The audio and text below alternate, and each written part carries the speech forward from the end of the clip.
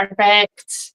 What's going on, everyone? I am so excited. I'm joined with Amanda DiMartino, also known as Resellmaven on both YouTube and Instagram. And I'm hoping a little later on you can actually give us a backstory because I actually don't even know the backstory behind your name, Resellmaven. Okay. Because I'm boring. I'm just my name on YouTube, but you're more clever with this. Yeah.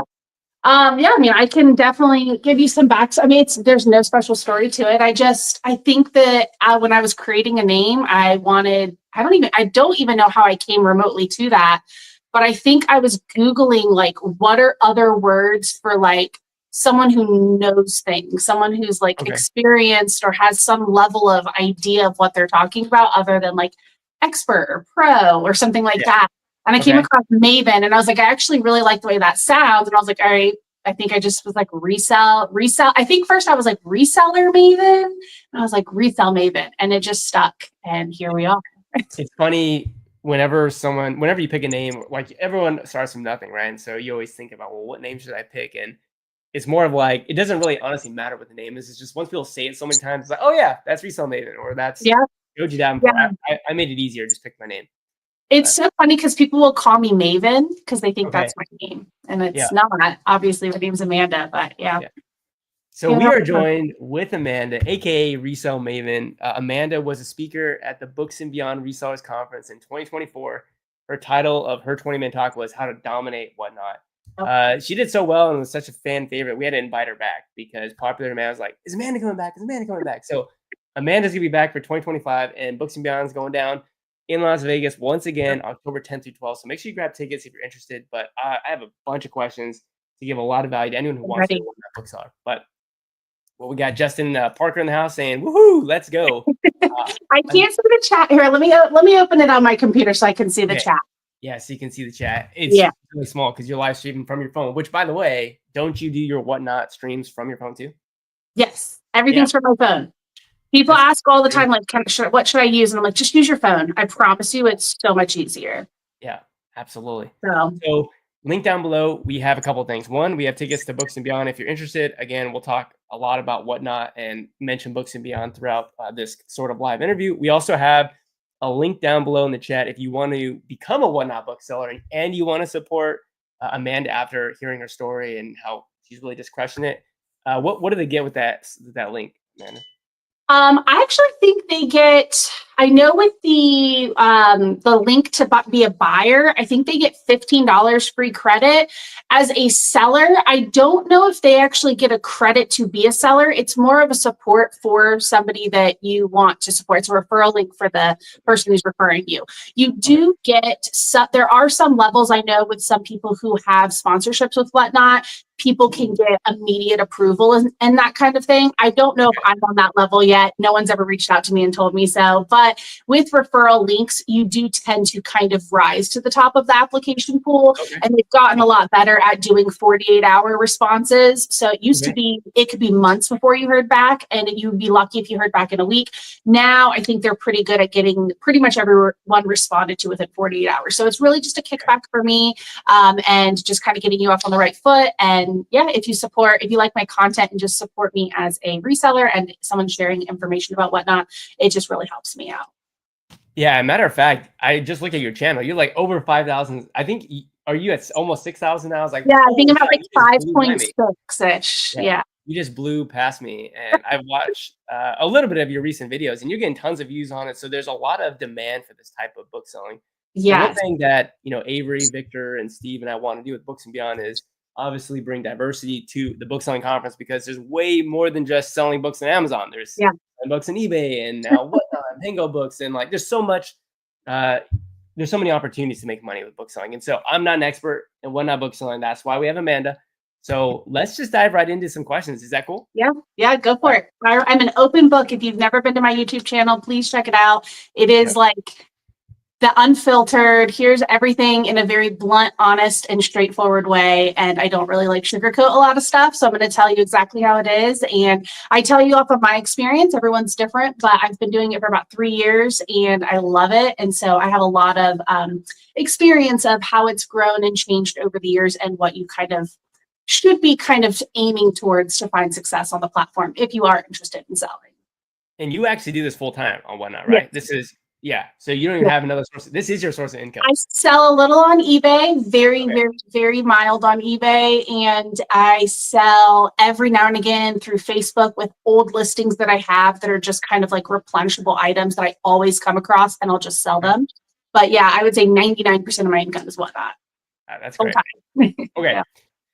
Obviously, my YouTube channel is online book arbitrage. It's buying Yep. books on Amazon to resell on Amazon. So my audience is probably honestly like, what the heck is WhatNot? And so maybe they've seen an ad because WhatNot does a great job with a bunch of ads. But if you could just give us the rundown of how, what exactly is the WhatNot platform Yeah. through the lens of selling books? Yes. So through the lens of selling books, we are a very niche category on the larger platform of WhatNot, which is basically a social live selling platform. So the idea is that you can go live and sell a variety of items at any given point throughout the day, 24 hours a day. There's always going to be thousands of shows on in a variety of different categories.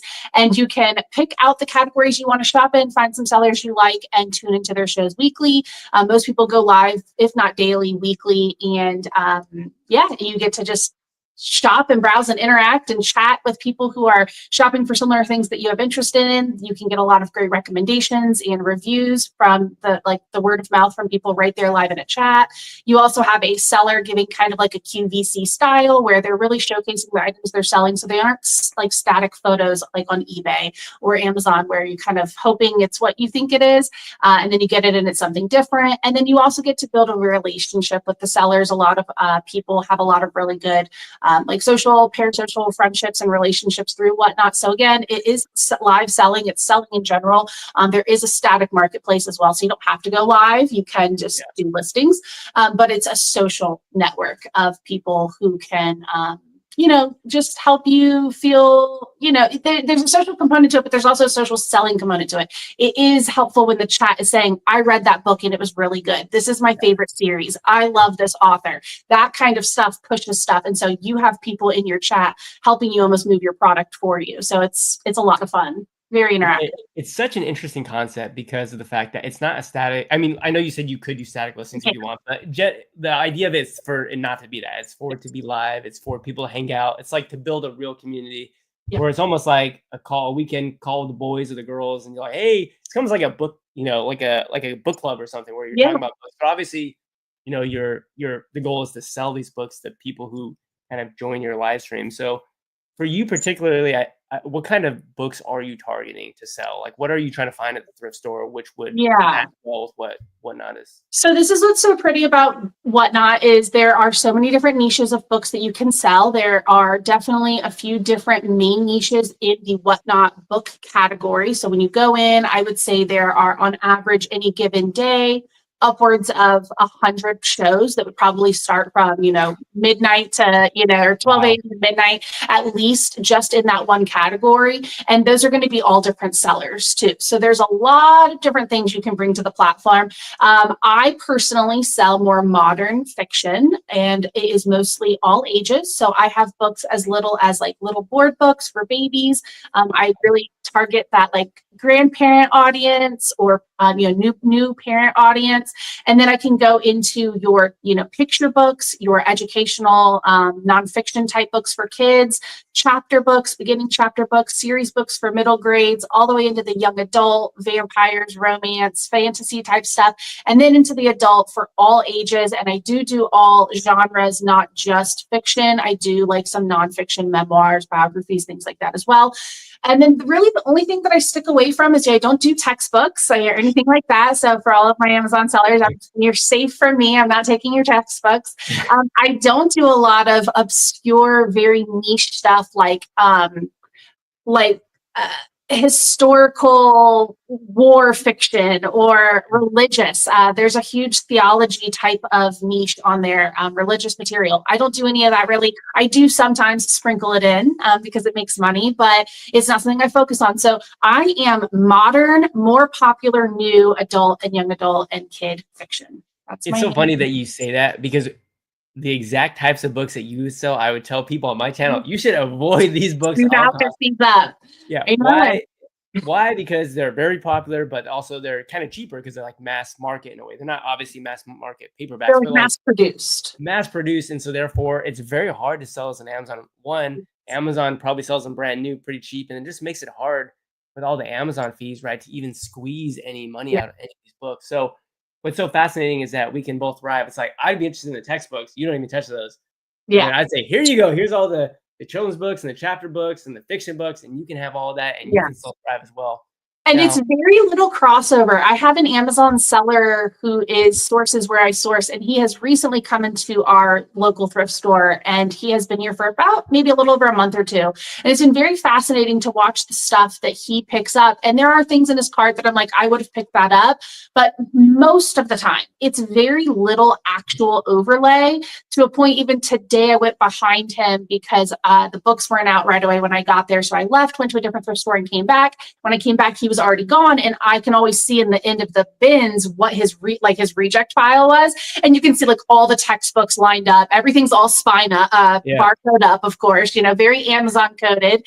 And then there were just sprinkled in just a couple little books that he just did it, and I'm like, these are like $8 books, $10 books, $6 books, And so for him, yeah, listing it for $5 or $6 or $7 on Amazon is not really going to net him a profit. For me, listing it for $6 or $7 or $8, and it could even potentially sell for more because it's a live auction, is very, very worth it for me. So Yeah, and I think most people who would think about transitioning would obviously want to know what the fee structure is. So if someone's listening to this and they're not really sure again much of anything about whatnot, what does that look like?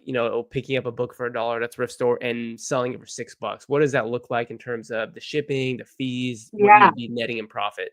Um, So, not to be an Amazon hater, because I did start on Amazon, but it's a lot better than Amazon. I can Yeah. promise you that. You're going to keep a lot more of your money for sure. So, you are paying a pretty basic fee structure, and it is 8% on the price of the item that you sell. So, if you sell your item for $10, you're paying 8% on that $10.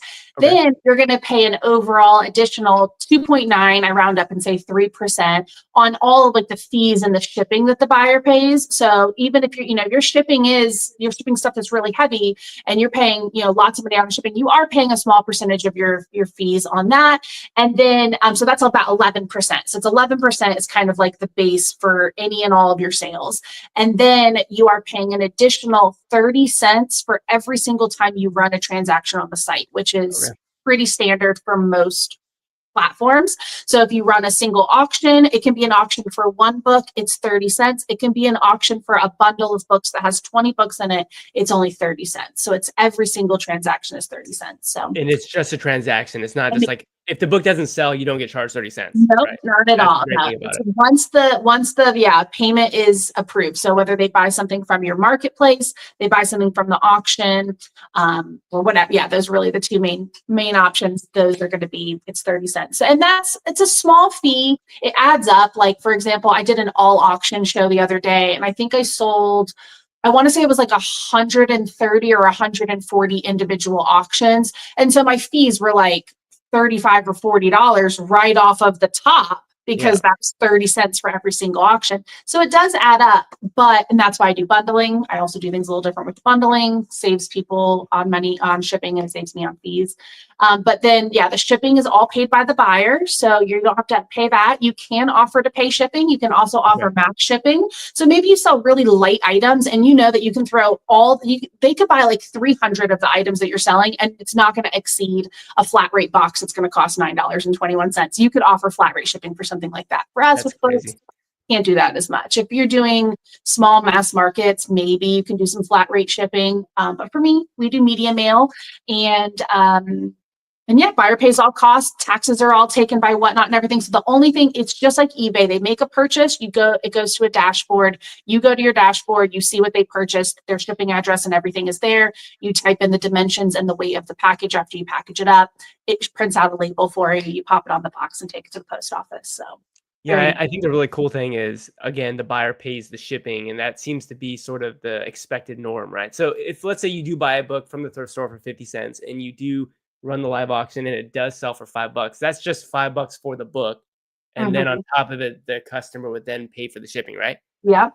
And so you said around like 13% is like what the fees are going to be, right? So like 11%. 11%. Okay. Mhm. So 11% on, so buying for 50 cents or a dollar, flipping for $5 with those kind of fees is insane Yeah. margin. That's a crazy margin. Yeah. Now, I would imagine you don't sell very many books or bundles for a lot of money, but again, the margin's so crazy that it's just a it's just doing a lot of volume, right? Just Yeah. selling a bunch of books that way. So I literally had to stop doing the math years ago because it was just like hilarious. And I think we actually talked about this a little bit last year where yeah, I used to take bundles that I would sell and I would go, okay, this was a bundle of books someone bought. Let's say there's 12 books in this pile. And I sold this bundle for $25. I used to go through and just like do the math because my book prices are pretty standard. It's 25 cents for paperbacks, 50 cents for hardbacks. And then unfortunately, I have had to do a lot more cherry picking lately than I usually do because of this new Amazon guy and just some other I people. see. I've been saying I've been training my competition a little bit. I definitely been giving out a lot of information, and I've met a handful of people in person who watch my videos and do what I Wow. do.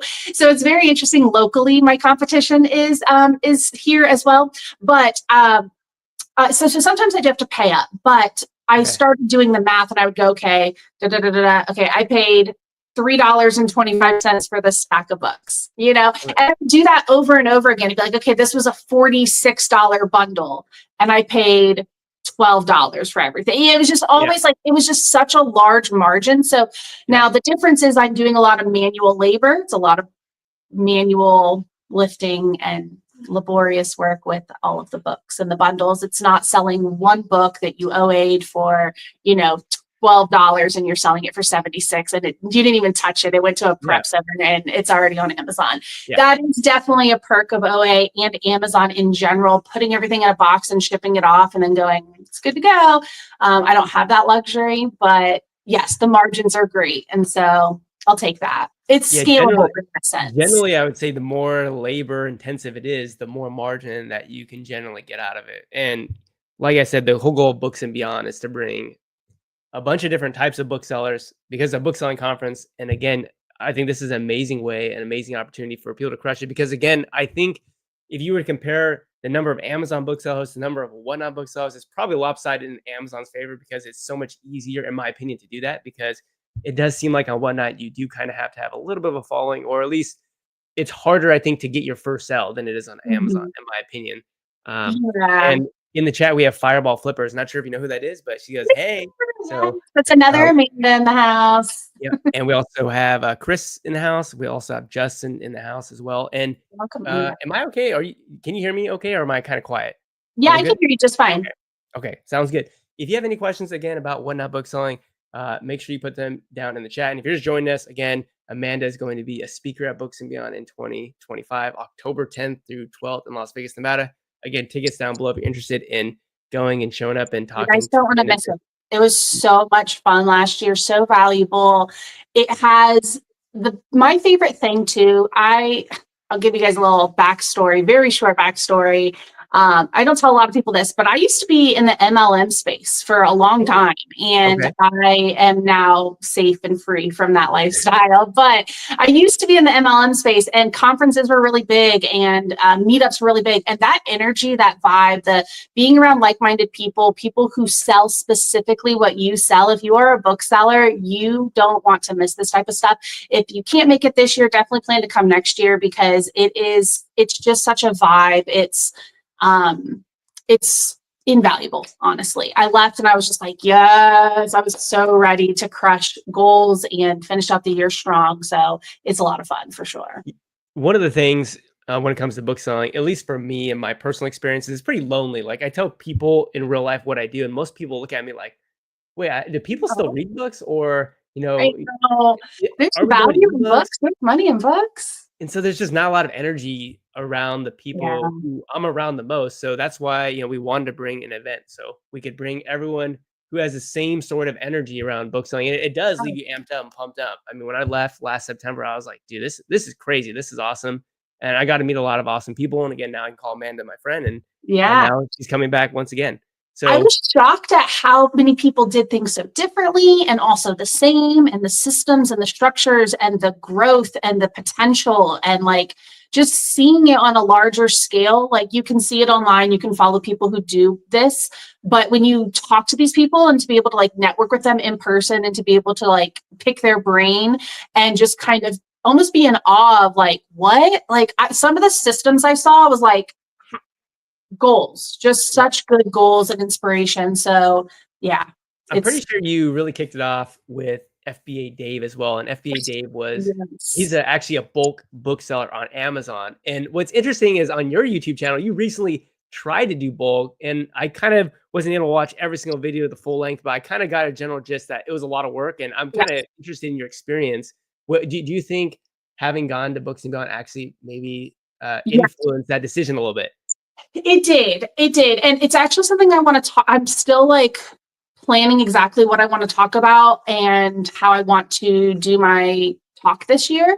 But one of the things I think I'm going to talk about is that concept of bulk selling, because I know there are going to be a lot of Amazon sellers. And I want to talk about how you can use bulk selling and pallet buying to sell on whatnot and to Yeah. offload those duds, as we like to call them. Duds, I think, was the hot word of the year last year. Like we duds was like the big topic, and it was something I learned that there's a lot of now after doing it, I see it with my own eyes. There's a lot of duds when you buy pallets. There are books that you can't sell, there's books you can't move, and you got to try to do something with them. And Yeah. so that was probably the biggest like lesson learned through it was, wow, I have a great way to offload books, but I also am missing, I don't do Amazon, so pallets aren't as valuable for me. They are not as valuable for me. And so that was my big lesson. I definitely, if you want to watch that, it's a 4-part series on my channel, and I have a playlist for it. But it is it was a fun journey, and it was inspiring to see everyone and how they did pallets and how they utilized, just kind of, it was a lot of it was fun and exciting because you didn't know what you're going to get. You never know what you're going to get when you buy a pallet. And that was like, I guess the big lesson learned is one of the pallets had a big encyclopedia set at the bottom that was not worth it. Some encyclopedia sets are. This one was not. That added a lot of weight to to one palette. One palette had half DVDs in it. I didn't want any DVDs. Half of them, Wow. you don't know what you're always going to get unless you have a reputable person that you are working with closely. And I, have no regrets about what I did. I loved the experience. I learned so much. But I have a lot to now bring, I feel like, to this topic of the Amazon world, now having physically done it and having worked my way through 6 pallets. 6 Gaylords was a lot. It was Yeah, very 6 Gaylords is interesting. a lot, and certainly at Books and Beyond, there will be bulk booksellers there as well who do many, many Gaylords. Yeah. So that's the cool thing about Books and Beyond is that there is going to be this sort of diversity of different types of book selling, and so I'm excited about that. Now, one other thing that I also did want to mention is that again, Amanda is going to be going to Books and Beyond. If anyone does sign up and really liked what you heard today, and you feel like Amanda gave a lot of value, then whatever email you sign up with, just go ahead and send me an email at joji@bookmind.co. And if you just tell me the email that you signed up with to grab a ticket to Books and Beyond, what I'll do is I'll actually send you Amanda's talk from last year, because I think you gave a lot of value in Yeah. last year's talk. It was, again, the title was How to Dominate Whatnot. And of course, a year has gone by since then, but a lot of that information is still very relevant. So Super if you're relevant. like, wow, there's a lot of value here, I definitely want to try this out, and I want to know what she talked about at Books and Beyond last year, then again, send me an email, Yeah. joji@bookmind.co, and just tell me the email you used to sign up to buy a ticket with, and I'll just send you that recording. Because again, I think that has a lot of value, and that'd be Yeah. very helpful. It's a timeless piece. You could play it 10 years from now, and I think it would still be really relevant. It breaks down not just what whatnot is, how you as an individual can sell on whatnot, and the different strategies you can use. All the fee structure. It breaks it all down. It's a great intro, and yeah, so that's a We great have one. the Beard King picker in the house as well. Some Yeah, users I'm not super familiar with, so they must be coming from you, yeah, and they've got a crown in the chat. So hello, yeah. welcome. Now, you were again a speaker at Books and Beyond last year in 2024. 1 year has passed. Something that always happens in business is the evolution of platforms, evolution of the way that selling works. So 1 year later, have there been any major changes with Whatnot? And yeah, what has the experience been in the last year? Um, it's funny. We're about to have a special guest. That's okay. Special guests, especially cats, are allowed. You're allowed. Um, do not jump up there. I would say nothing major has changed. There Okay. have definitely been some changes. Some changes that people were like out, like this is outrageous. What a crazy change. Some changes that people thought were really good, which is great. It is a growing platform. They're still, from what I understand, within their like 5-year plan. So they're like coming up to the end of their first, 5 years in business of really like working out kinks and stuff. So I would say, I don't want to be negative. I am very critical of WhatNot. And Oh, so okay. what I would say is that, not if you are new and you are like, what is this? And I want to get interested, but I don't want to get lost in the like any of the deep details. I just want to know the basics and to make a decision if it's for me or it's not for me. Or you've already decided you want to do it and you're ready to jump in. What I would say is if you can just stick to the idea that you are a salesperson, you're trying to tell somebody on the other side of your screen why they should buy the item that you have, and that you can offer it at a fair price, a market value price, and you can have good customer service on the back end and shipping, like you ship out on within the 2 days, and you can provide good customer service if something goes wrong. You got it. That's all you need to know. That's all of it into a nutshell. So things can change. I wouldn't say there's anything mentionable that changed for the good or the worse. The big Okay. one is just glitching and growing. They're a growing platform. So you got to just roll with the glitches and the headaches, and just keep doing what you know how to do. Yeah. And are your main sources right now actually just going to the thrift store? Is it mainly just that's the number one for you? It's just going to Goodwill. Okay. Yeah, I thought maybe I would do the palettes again. Like I was like, oh, maybe this is something I'll do like every 2 months. But I feel as though for the value and the workload, yeah, cherry picking and the bins. If you guys are familiar with the Goodwill outlet, the bins, that's what I usually source Yeah. from. And so you in the beginning, you kind of mentioned there are a lot of different types of whatnot booksellers in terms of the genres of books that you can sell. And I know you said you're more of like the sort of fiction. And I know that there's a wide range of what you sell, but what are the other sort of niches that you really see people do quite well with that? Because again, even though you are bringing diversity with whatnot, you also are very specific in your niche and whatnot, right? So Yeah. like, what are some of the other genres that you think really crush it with whatnot? So I would say religious theology type stuff does really, really well. There's a great market for it. Those shows always have a Okay. ton of buyers in it. And if you know what you're talking about and you know who these people are that have written these books, um, those do really well. There's just Okay. it's not enough people. Also, antiquarian. I think you know Yeah. Max. Max back. Yeah. Yeah, and he does antiquarian with a few other people, but that's also a very small amount of people who do it, and there's a high demand for it. And not just antiquarian, like fiction for like adults and chapter type antiquarian books, but Okay. kids vintage does amazing for me. And if you know what you have, you can make really good money. Like eBay prices are higher, honestly. Yeah. Um, the big top category, like the overarching number one category for book selling on Whatnot, is going to be your very modern, popular, like romance, contemporary romance, dark romance, fantasy, very popular, new, modern types of stuff in that category. So Okay. there's like two people falling in love and a whole bunch of other stuff that happens at some point. That's the books people want. It's like contemporary and dark romance are definitely the biggest. So if you see any of that type of stuff, that stuff just sells in general on all platforms. I don't know how well it sells on Amazon due to the Yeah. secondary markets like Pango and Mercari.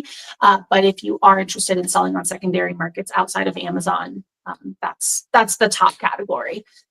And The then, interest yeah, yeah, the interesting thing about Amazon booksellers and even eBay booksellers is that there's more often data behind the decision of a purchase. Whereas I feel like the hard thing for me, if I were to do this, is like I have no idea what to buy, even though you just told me what to buy. But like, yeah, okay, so trial this one and has error. two people fall in love, and this one has two people fall in love, but maybe you Yeah. pick this one, not this one. I would have no idea And why, so but That's what Goodreads and Amazon reviews and things like that comes in. So I use Amazon as, within my selling business, but it's just to review it and to know what people are saying about it. But yeah, and then Goodreads, Amazon owns Goodreads, so it's Amazon all around. But Okay. So you're you just don't clicking actually letters.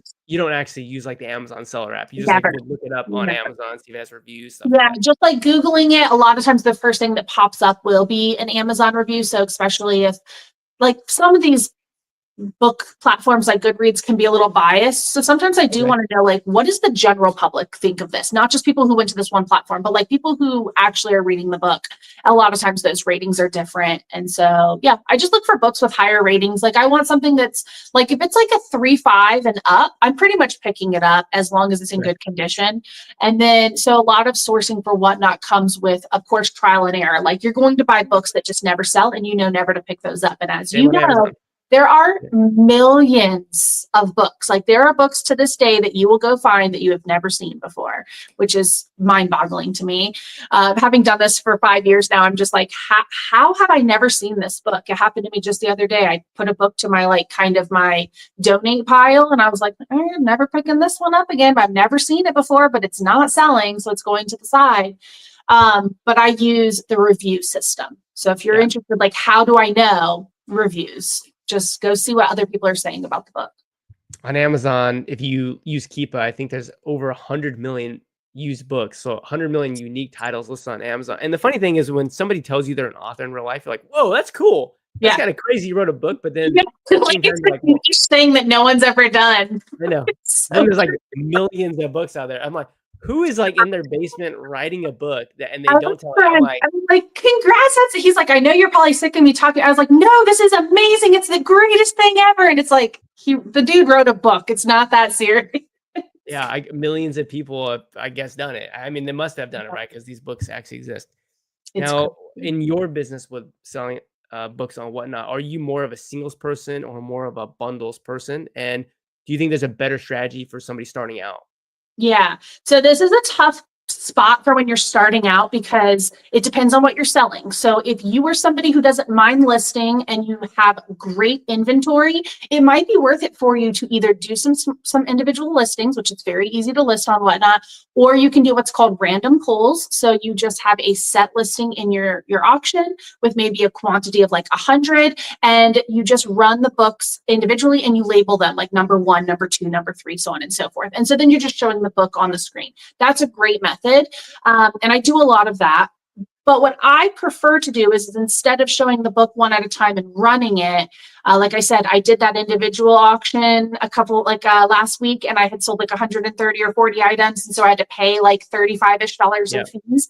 That is where the downside of doing those individual listings Okay. are. So it depends. Do you have really high quality inventory that's going to go for a lot, and you really want to showcase each individual book and just streamline it that way? That's a great strategy. But for me, with kids' books mixed into my gambit, I want to be able to show low value books at the same time and do the bundling option. So for me, I show the books individually, just like I mentioned. I don't do a lot of listings. I don't like to list. So I do show the books individually, but instead of running every single book, I show it. And then if somebody wants the book, they tell me they want it, and I will put it to the side for them. And I'll keep adding books to their pile until they're ready to cash out. And then I'll pull all their books and go, here's your pile of books that you got. This looks good, right? And they say yes. And then I sell that as one bundle. And I do the 30 cents and the 11% on just that one Right. pile of books. So those are the two reasons why you would do bundling versus auctions. It's really that 30-cent fee, and it just depends on how you want to do it. Again, do you like listing, or do you just go, I've got a blend of books, I'm going to show them, I'll do some bundles. There's about, I would say, a quarter of us on Whatnot that do bundling, and I would say the other Okay. 3/4 of people do all individual auctions. So Individual. totally up to you. Okay. And would you say, because I know that you mentioned that you sell some children's books, a lot of different sort of genres, but one thing that we do as Amazon booksellers, Victor and I, we sell a lot of seasonal books. So it is Mhm. back to school right now. Are you more inclined to pick up those books now, or are you even inclined to know that, hey, this book's going to do great during Christmas? Let's hold this until Christmas. Yeah. Both for sure. Okay. And doing seasonal, that there is a gap, just like in retail. That's why we see bats and pumpkins in the store right now, because yes, it is August, but it is spooky season, whether you like it or not, because, by October 1st, everyone's got all their house decorated for Halloween. Most people aren't decorating their house, the week before Halloween. So you are working on a 2 to 3 month out timeline. So for example, it is almost Christmas and Halloween. I have been slowly gathering Christmas and Halloween books throughout the year since last Christmas and Halloween. And I've just been putting them to the side, only picking up the good ones, not picking up everything, but just ones that I can't pass up. And I did in July, about 3 weeks ago, Christmas in July, which is always fun. So we did Halloween and Christmas books, and I sold a ton. It was great. And then I actually have now in my store Halloween books listed. So I have a listing for all the Halloween books I have, so people can make requests from my inventory at any time.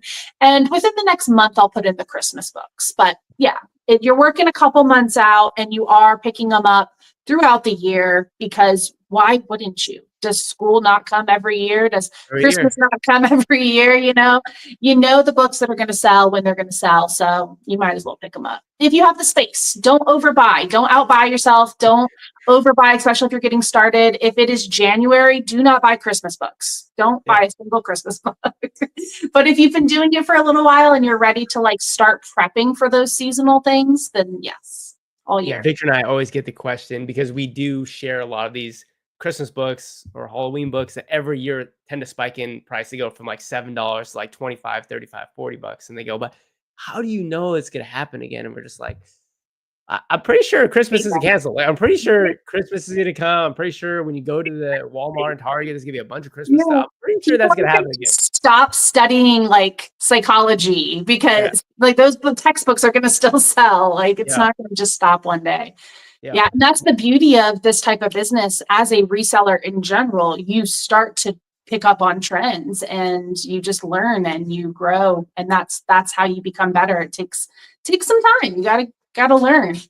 What would you say is your average selling price? I know obviously you don't have the numbers right in front of you, but just give us a general ballpark for. If I had to guess, it's tough, because my average sales price, I bet, includes my bundles. So I could have bundles that are $100. And so I don't know, What would you say a typical single listing would go for? For a single listing, a single auction, I would say my average is probably close to the $5 mark. If it's going on auction, it's going to be between, if I'm putting it on auction, it's probably going to be between $2 to $3 minimum start. And so it's probably going to sell for, 3-4 min. And then my highs, I've had auctions go up to $100, $70, $80. It's not often, but it happens. But I would say on average, $10 to $15. So I would say 5, 6-ish, maybe 7 is probably my average for both. Okay. And again, if you weren't here earlier in the live stream, remember that that's the base cost, and then the customer also pays shipping. And then again, we settled on 11% fees, and then was it 35 cents per transaction? 30 cents per transaction. Yeah. Okay. And then how many times are you willing to try to sell the book before? Yeah, that's a really good question. Yeah. I have, so what I do is I show the book live. I have new inventory. I show you the book. Someone buys it or they don't. If they don't buy it, it goes onto my shelf.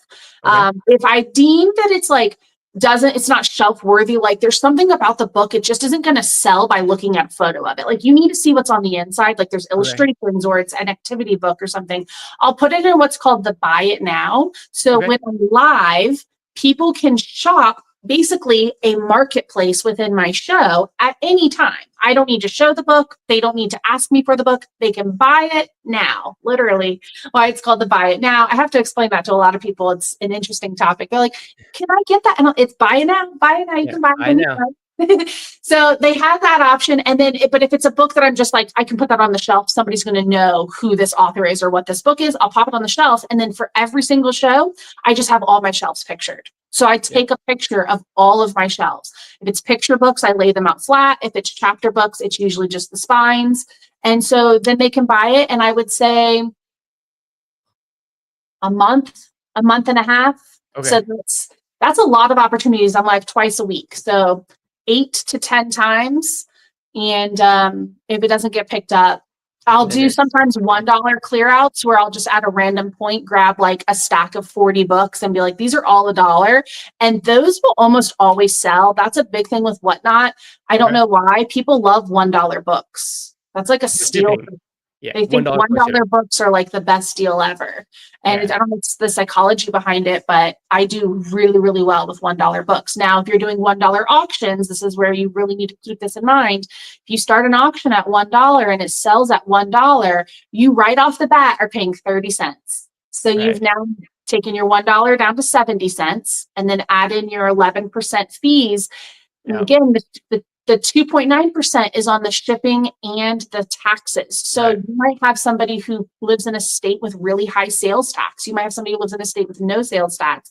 Versus you may, if it's media mail, it doesn't really matter. But if it's priority mail, you might be shipping all the way across the country versus to the state next door. So those fees vary. So your payout could be as low as like 49 cents, as high as like 60 cents. Yeah. So for For a $1 dollar book. books. Yeah. So that's why the bundling is really important. Right. And doing $1 starts can be a little hard for you to truly see growth as a seller because you're wondering where all your money went at the end of it. And that's Yeah. where it goes. So bundle or start your auctions a little higher, at least at $2 or $3. Do you think that most people find you through your listings, like the buy it now listings? Like, how would somebody just find you? Because I imagine the hardest part about this is like sort of building that sort of persona or building that community, especially when you Yeah. start new unless no one knows you. So how do you think most people are finding, let's say, you or any other Yeah. person? It's just browsing the category that you're interested in shopping. Okay. So WhatNot does have a really great category system. You can go on. I mean, there's everything. If you've never been on the app and you just like to shop, again, think QVC. There are people that sell plants on there. There's people that sell crystals. There's people that sell obviously like Funko cards and trading cards and shirts. But there's people that do things as well. They do hobbies. There are people who get on there and paint and aren't really even selling anything. They're just kind of painting, and you can come hang out with them. There's people that do live Q&A type shows, community shows. Come shop the flea market with me. I mean, anything. So you pick out what you want, what's interesting to you. If you like books, go to the book category, and all the shows show up chronologically. So anyone who's live will be at the top of your feed. So if there's 10 shows on, you're going to see 10 little lists, 10 little profiles basically with a little preview video of what's happening inside of their show. And if you like what you see or you like their title or whatever it might be, you can click on it. It'll take you into the show. And then if you want to go back out, you just go back out to the home screen and pick a different show. And then if maybe you are like, I can't be on the app, but I'm going to be free on my lunch break in an hour. You could scroll down and see, well, who comes on in an hour when you're on your lunch break? Oh, cool. Okay, there's going to be, this one girl, and she says that she has a bunch of this specific type of book that I like. I can see them listed in her profile picture, or I can see it in the title. I'm going to bookmark that show, and when she goes live, I'll get notified and I'll go in, or I'm just going to, go back and click on it. So it's mostly browsing just who's catching your eye, who has a thumbnail or a title that is representative of what you're shopping for. And then from there, it's just your job to get them to want to stick around and buy from you and encourage them to support you over and over again. And That's awesome. if you're bringing good quality inventory and you have even just the slightest bit of a level, again, it's not even a personality for me at this point. It's like a general customer service. Like your personality will shine through, but it's just customer service. As if you were working a retail store. Imagine working at a Barnes and Noble and someone walks in and goes, "Do you have any romance books?" Well, yeah, you just show them what romance books you have. And if you have what they want, then they'll buy it, as long as you're not a jerk about it. And, I don't know, I guess I can sell these to you. You're not going to be like that. So just be friendly. And that's how people find you. Just being a warm, inviting person with something to sell. So would you say most of the people who buy your books are newer customers, or are they repeat customers? Like, what would be your general ballpark for the breakdown? Normally it tells you how many new buyers you have every time you do a show. It'll tell you, because it's just an interesting statistic. It's good to know that you're getting new people coming in. I would say, like, on a normal Tuesday show, which is a smaller show for me, I usually have at least 2 or 3 new buyers. And then on a Saturday show, I'll usually have between like about 10 or so, maybe a little less, but that's like, I guess 25%. I would have like 10 new buyers, but I would have like 40 total orders. Wow. So, 30 of those people were repeat buyers. I would say, I can't remember what it's called, but when you have like somebody who supports you over and over again, like they say in business, like if you can have a handful of people who spend X amount of money a month on you in your Right. business, you're going to have whatever. I can't remember what it's called, but I have I would say at least 4 people who probably pay all of my utilities every month with their Wow. purchases. You know what I mean? Like Yeah. they're just those types of buyers. Like they're readers, they're avid Yeah. readers. They like the types of stuff I pick up. I source specifically for them because I know what they Wow. want. And they drop hundreds of dollars a month in my show. And that's just probably, again, I can think of 4 people right off the top of my head that are just like hundreds of dollars a month. Yeah. And then outside of that, you have your breakdown and trickle of smaller repeat buyers. But it's Yeah. it's so much fun. It's so fun to connect with people like that. What's the reasoning behind the Tuesday and Saturday? Is there a strategy, or is that just what works best for you for your live It's streams? it's a funny story actually. Well, it's not funny, but it's nostalgic. Back when WhatNot started, we didn't even have a book category. We were in what was called and WhatNot, which we actually technically are back in that category, but it's a little bit different now. But we weren't really as discoverable. There weren't really a lot of people in the category selling. There was maybe like 10 or 20 sellers, and we all knew each other and we were all really good friends. And we to this day are all still really good friends. We have a whole Oh, cool. Discord where we have a whole book community that we have grown over the years. But it was just us. And so what we did was we basically all just kind of had days that we would go live and we would never overlap with each other. So there Oh, was like wow. 10 or 15 of us, and we would only go live on our times. And my times were Tuesdays and Saturdays. I would always go live on Saturday night, but I would, I think I had like some shows on Tuesdays, but they were like smaller shows. Okay. That's what I did. I used to do kids books only on Tuesday, and then I would do everything on Saturday, which, side note, don't limit yourself. If you have everything, sell everything. Try not to limit yourself down to niches like, well, I'm just going to do this one type of book, because you are limiting your audience. But Okay. nonetheless, I was doing that on Tuesdays and Saturdays. And then as we grew and the book category grew, we got to a point where we, would have people overlapping us on schedules, and we would kind of start overlapping each other from time to time. But for the most part, the core, like OG WhatNot booksellers, we still have our set times. Like literally to this day, there are people who still only go live on their day and their time. Like I know who's live when, just because of the time and day it is. So that's how Tuesdays and Saturdays came about for me, and they've stuck, and I've never changed. I do pop-ups during the week. Like I have a show on Friday. I'm doing stuffed animals and toys and educational materials. So I switch it up a little bit, but yeah. I mean, my mind's being blown again because, again, I'm an Amazon bookseller, right? So this is, I kind of know a little bit about it because, again, we've kind of talked a little bit at Books and Beyond last year and such. But again, it's just fascinating for me, and hopefully this really resonates with anybody out there who wants to try WhatNot bookselling, because I do think there's a ton of opportunity. Clearly, Amanda, you've made it. It's your full-time income, and I'm sure you're not the only person who does it full-time. But even if it's just like a side hustle, there's still, I think, money to be made if you're willing to hustle. Yeah. So we are getting kind of towards the end. I do have like 1 or 2 more questions, but I do also want to let you know, if you just joined, Amanda's going to be at Books and Beyond. She's going to be a speaker again in 2025. It's going down in Las Vegas, which is just a really cool atmosphere, October 10th through 12th. So if you grab a ticket and you want to know what Amanda's speech was last year, you want the recording, then again, you can send me an email at joji@bookmind.co and just tell me the email you signed up with to buy a ticket. And again, I think her speech in particular is one of the popular ones. So I can go ahead and send that recording over to you. But before we head on out, I just want to ask any tips for somebody who's, all right, I saw Amanda, I think I can do this, I'm going to start tomorrow. What are your tips? Get approved to sell. You can use my That's the link first in thing. the description. That's step 1. Get approved to sell. And with that, just include all the information they ask for. If they ask you a question, answer it with detail. Don't just kind of skim over the questionnaire. I don't know what the new application looks like, but just like anything, you want to give details. They want to know that you at least kind of know what you're doing.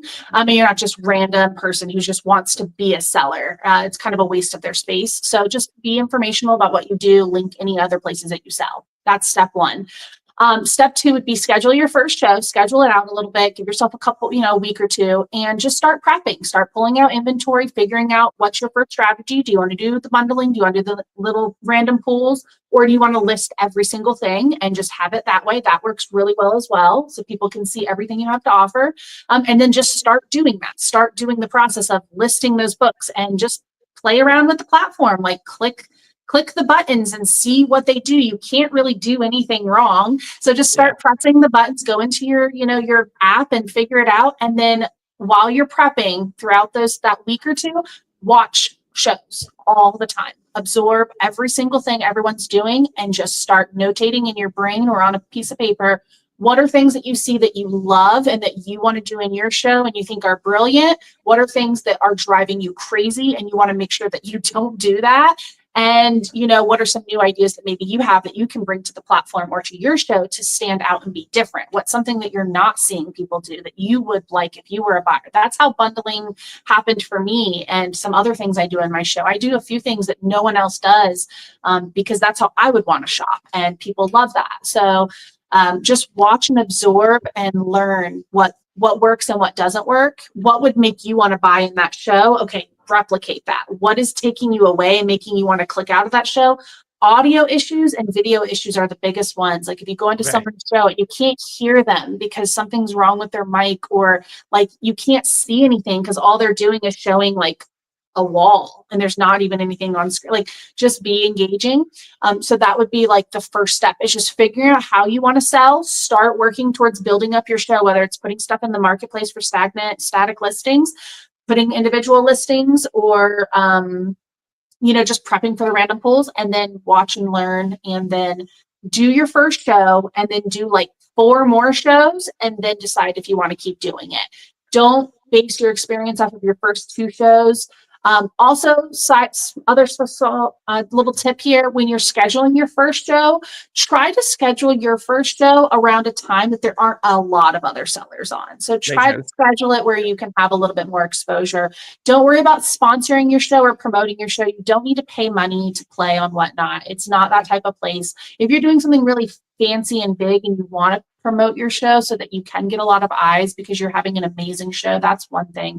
But if you're just getting started, you don't need to be worrying about that. Schedule your show when there aren't as many buyers or sellers on, and just be prepared by having, an idea of how it works. Again, press buttons. I say that a lot in my videos, but it's just true. And I think people think they're going to break something or hurt something, and you can't. Just press buttons and learn what they do, because that's how you learn. So it's all trial and error. Same thing with selling books on Amazon, right? You try something, it works or it doesn't, and then you just go from there. And I just want to say again, thank you so much, Amanda, for being here. You're going to be a speaker at Books and Beyond. I would say that Books and Beyond is more dominant in terms of the Amazon bookseller. So if you're somebody who really wants to get expertise from Amanda, I mean, I feel like you're going to have a pretty easy time, because she's going to be probably really available, because again, there's a lot of like sort of Amazon booksellers or eBay booksellers that come. So again, I'm just excited to hang out again in person. It was a blast last time. So again, tickets down below. Just any last parting words before we head on out? Come, please come. It's so worth it. It's going to be so beneficial. Again, if you're just getting started, I know that sometimes going to conventions can feel like a really big investment, like financially and time-wise and energy-wise, because you don't know what you're getting into and it can be intimidating. But if you have the means and the time for it, definitely just jump in, because I think it's going to be invaluable. I cannot use that word enough. And then if you've been doing this for a while and you're just looking to elevate and advance and grow and just kind of pick the brains and kind of see what's even possible, because I think that for me was a big one. I knew there weren't going to be, it was me and last year one other WhatNot seller. And so I knew for me, there wasn't going to be a whole lot of growth for my WhatNot side of things. And I knew that I was going to be much more of a value add to just be able to tell people about this other platform. But I was shocked at how much I picked up and learned from these Amazon sellers, not just the motivation and the work ethic and the idea of wow, books really do make money, but the systems, the thought processes, the ingenuity, the creativeness, just the ability to pivot when something went wrong and not freaking out and shutting down your whole business. fascinating. Just learned so much. So whatever platform you sell on, whether you're new or have been doing this for a long time, the amount of value that is at this convention. I mean, I was just blown away by some of the speakers and what they're doing selling books and how they are monetizing books. So you can't lose. And then it's Las Vegas, so it's just fun. And it's a good time, and the after parties are fun, the events are fun, the whole schedule is coordinated. And also, I will say this one last thing, because this is my one big point I gave Joji and Avery and Steve and Victor, was that the organization, like the level of, this is where you're going to be at this time, this is what we're going to be doing, this is where we're going to be at this time, and this is what we're going to be doing. These are the panels, these are the people, this is the schedule, boom, boom, boom, boom, boom. And it was just so much space for networking and just a lot of organization, which for someone like me is really important. So if you don't like chaotic, disorganized stuff and you're worried this might be one of those situations, for the first one, it wasn't. So I don't see that happening again the second time around. And we're going to be pretty much in the same spot. So it's going to be like muscle memory. Yeah, we know so much more than we did last year. And then also, I was a high school chemistry teacher for 7 years. And you know, anything about being a teacher, it's like, you got to be like, all right, you go here at this point in time, you go here, you go here, you go here. And so that's what it's like. And you got to stay on topic, and you got to stay on, you know, curriculum and all that stuff. So yeah, you know it. And it was so smooth. And that was my biggest thing, because if it wasn't, I would not be coming back. I was like really prepared for chaos, and it was not an ounce of chaos. So organized, professional, informative, and very valuable. And I think you'll get a good return on your investment for sure. Sounds good. Well, again, man, thank you so much for sharing all the details of WhatNot Bookselling. Really excited to have you back. And again, if you want to grab tickets, you want to be there in live, meet me and meet Amanda. You can get your tickets at booksandbeyondcon.com. I put the link down in the description. But everyone, I hope you have a great day. Again, thank you so much, Amanda. You have 2 months. 2 months. Yeah. 2 months. You can do it. You can still make it happen. Yeah, absolutely. Yeah, October 10th to 12th. Yeah. All right, everybody, thanks for hanging out with us, and we'll see y'all next time. Bye-bye. Bye.